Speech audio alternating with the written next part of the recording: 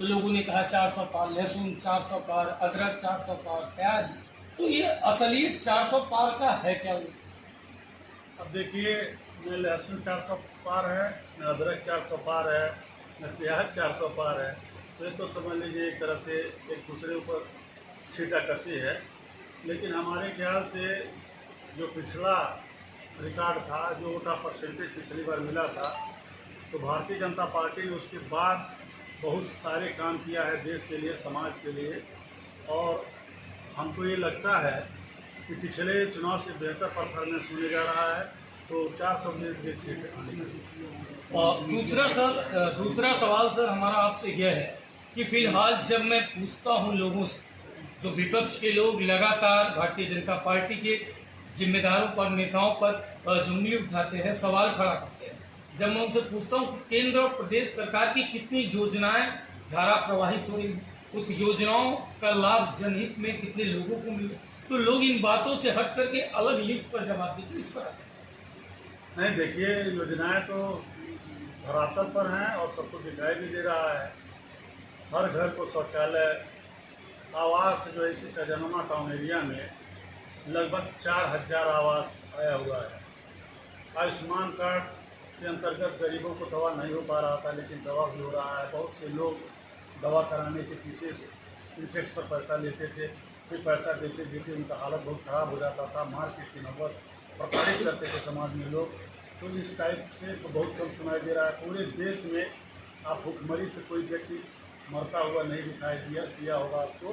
पहले ऐसी घटनाएं हम हमेशा आती थी।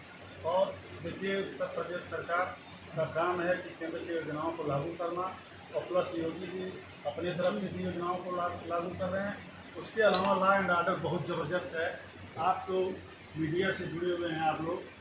2014 के पहले और महाराज जी जब मुख्यमंत्री बने हैं 2017, आप मीडिया में, पेपर में, आप मोबाइल में चेक कर लीजिए कि चैन स्नैचिंग की घटनाएं गोरखपुर में पर डे होती थी, और एक नहीं 2-4 होती थी।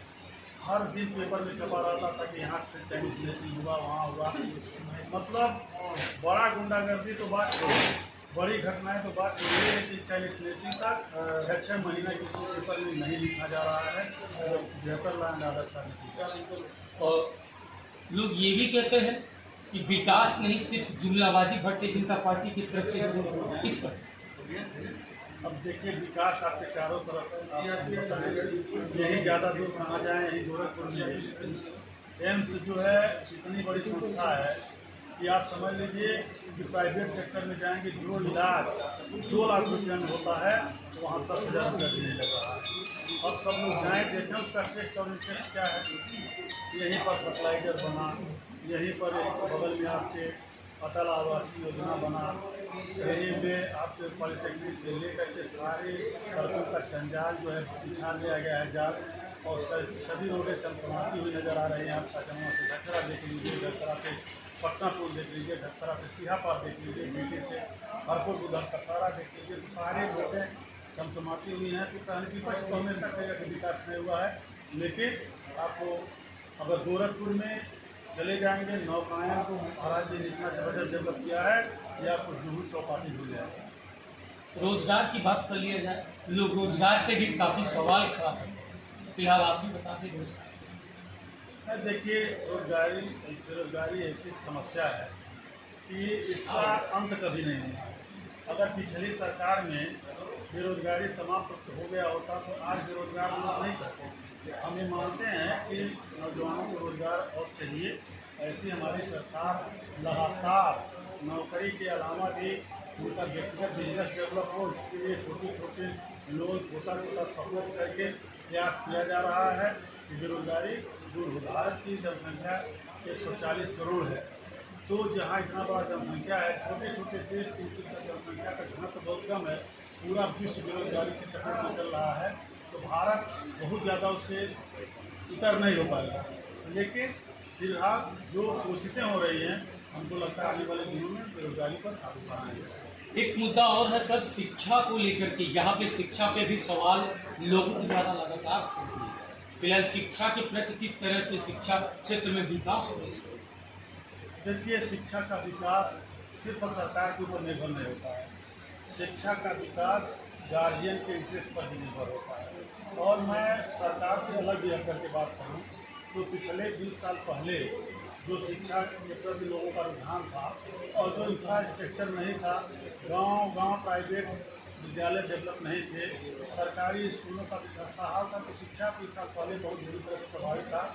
आज समाज में चौतरफा सबके अंदर जागरूकता आई है, तो गार्जियन से लेकर के सरकार तक चिंतित हुई है। इसमें बहुत बेतहासा ऐतिहासिक परिवर्तन हुआ है।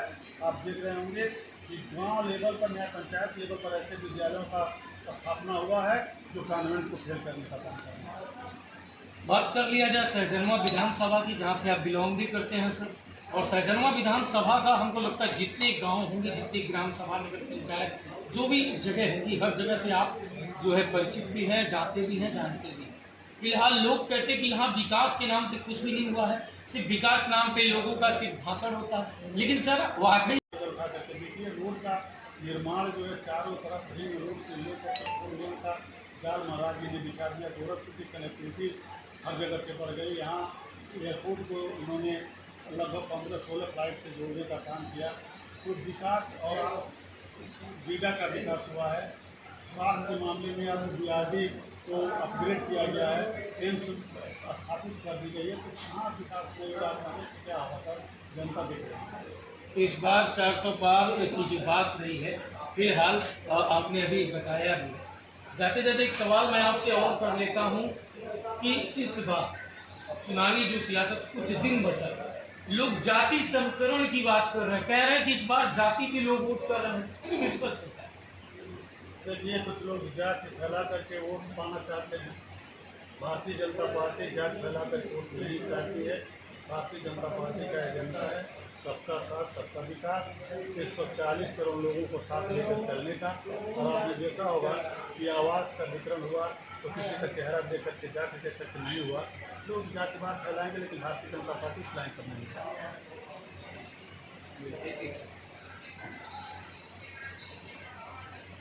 तो अभी तक हमारे साथ जो हमारे खास मेहमान थे सहजनवा